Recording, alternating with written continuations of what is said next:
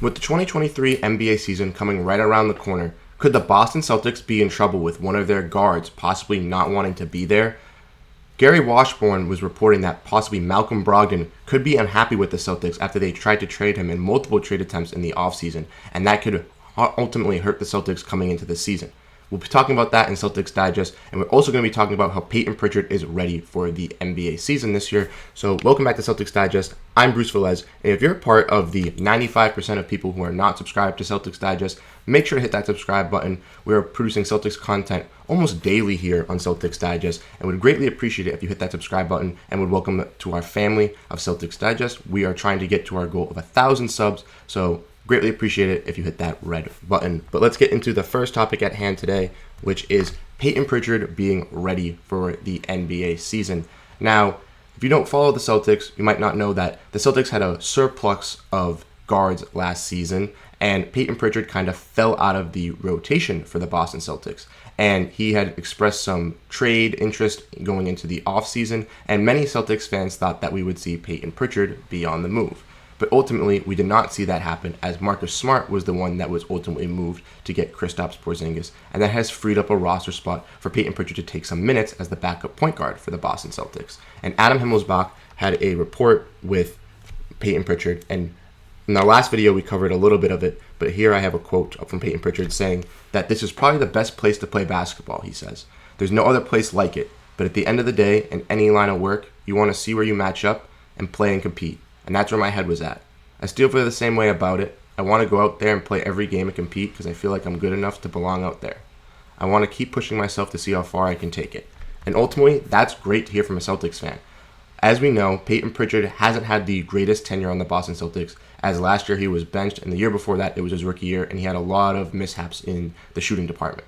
But if you're a good Celtics fan, you should know this, that when the Celtics drafted Payton Pritchard, they said that they felt that Payton Pritchard was the best point guard they had drafted since Rajon Rondo. Even though we haven't seen any glimpses of that recently, I hope that Payton Pritchard could live to that expectation and actually be one of those guys for the Boston Celtics on this team. I think he could actually do it for the Celtics, and I'd be very happy to see him continue with that role. Obviously, you got Derrick White, who's his new starting point guard for the Boston Celtics, and we're going to be getting some more news about Malcom Brogdon soon. So, as we know, the Celtics do have a lot of point guard troubles, so with Payton Pritchard actually being there and ready to go for the season, I think that will boost his morale, give him more playing time, make him happier, and then hopefully we can see him play better as well, and then that can boost his role with the Celtics, and ultimately have a great relationship between him and the Celtics for a great, happy future. But now let's get into the topic at hand, which is the big news, which is Malcom Brogdon possibly being on his way out.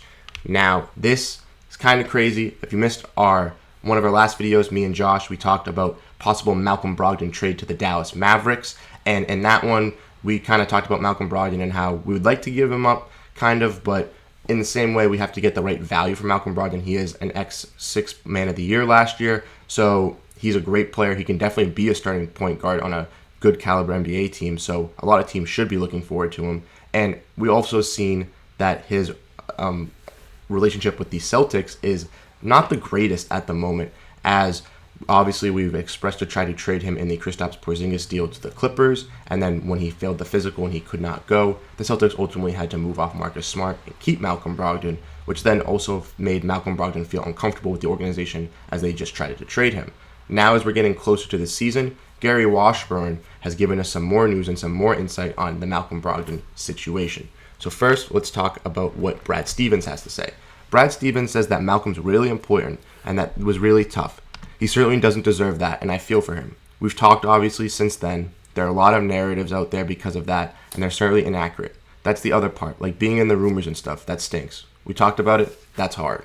So this was talking about how him and Malcom Brogdon talked about their relationship, about being affected with the trade.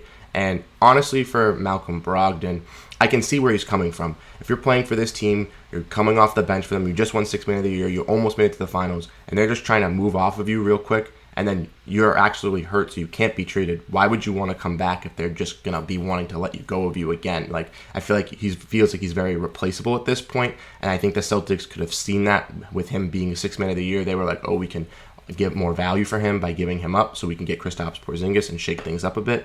But honestly, I think that for the Celtics, it's kind of scary as Malcom Brogdon might have some leverage in this situation, as we already know that with the Celtics, he isn't really happy and might not want to be there. And if that's the case, then it's going to be hard for the Celtics to get equal value to trade for him. And when Gary Washburn says, he says that Malcolm's the one I'm concerned about too, since we've heard nothing and he's angry with the team. So I don't think communication between the two have been fruitful. So obviously you have Brad Stevens saying that obviously we have to go through these trade rumors and we have to talk it out and we have to, be an actual family and hopefully solve this issue. But also when you're looking at it from the reporting side, you see Malcom Brogdon is very angry as he doesn't feel like that he's a good fit for the Celtics and he feels like that he's very replaceable.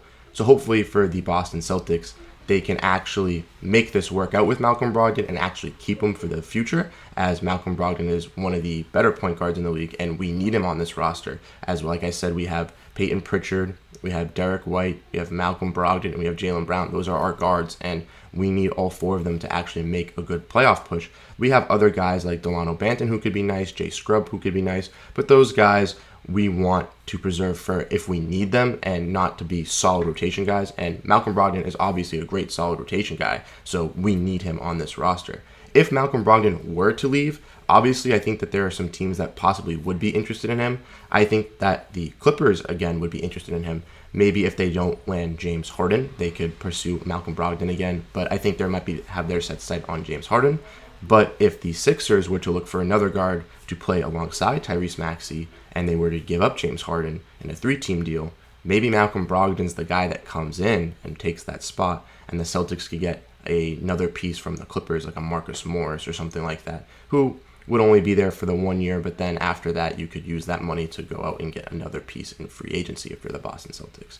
I think that Malcom Brogdon's trade value, though, is pretty solid, and I think that the Celtics should try to keep him. But if the communication and the relationship just isn't there between the Celtics and Malcom Brogdon, after 1 year, it's kind of tough, but they might have to let him go and actually pursue another guard to help out with this roster. So let me know what you guys think in the comment section down below. Do you guys think that Malcom Brogdon is going to be traded? I personally think that it's a 50-50 shot right now, but I would be hoping for the Boston Celtics' sake that if they do trade him, they get equal value. But if they don't trade him, then I'm hoping he's ready to go for the start of the season.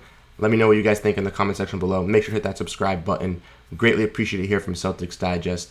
And I'm Bruce Veliz. Catch you guys in the next video.